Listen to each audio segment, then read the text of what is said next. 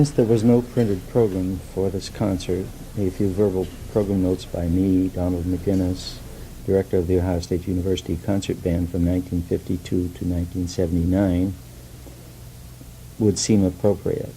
In May 1960, the Ohio State University Concert Band, with renowned conductor, composer Carmen Dragon, performed a special concert for the National Convention for Education via radio and television.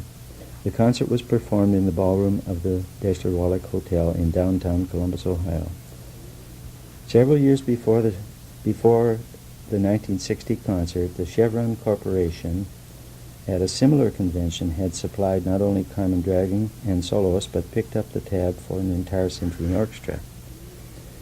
Due to the necessity to cut budget for the 1960 concert, Chevron agreed to bring Maestro Dragon and the two soloists heard in this tape. However, the budget problem forced Mr. Dragon to ask for the Ohio State University Symphony Orchestra, which was not prepared at that time to perform such difficult music on only one rehearsal. Dr. Henry Brynsma, director of the OSU School of Music, urged Mr. Dragon to use our concert band. Although Mr. Dragon was reluctant to do so,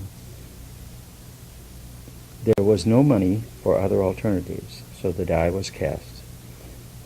Mr. Dragon made spatial arrangements for the vocal solos, and we agreed to supply an arrangement by Richard Heine for Miss Carter's performance of the brilliant scherzo from Littolf's Concerto Symphonique for piano and orchestra. Mr. Dragon's Woodwind Kin was the first concert performance of that work. The tape reveals the inexorable demands it placed upon our young woodwind players, who pleased Mr. Dragon in their ability to emulate the virtuoso Los Angeles players who performed regularly for Mr. Dragon in Chevron-sponsored radio broadcasts. Without doubt, however, the highlight of the 1960 concert was the first ever band performance of Carmen Dragon's gorgeous setting of America the Beautiful from his orchestra recording, Americana. I should estimate that in these past 31 years, this arrangement has been performed hundreds of thousands of times by bands throughout the world and is now an important part of the repertoire of every band, as are his settings of Dixie and Battle Hymn of the Republic, which were inspired by this performance with Mr. Dragon and his knowledge of what a band could do with his music.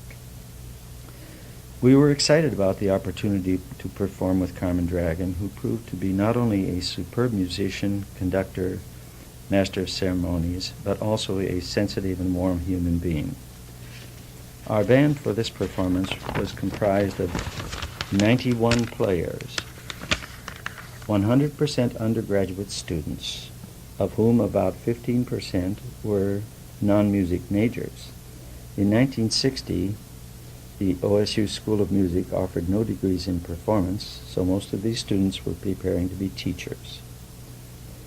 We might have been more technically polished and perfect had I reduced the band to 60 players, but the chance to perform with a great professional and his gifted soloists is an experience all 92 of us remember as vividly as though it were yesterday.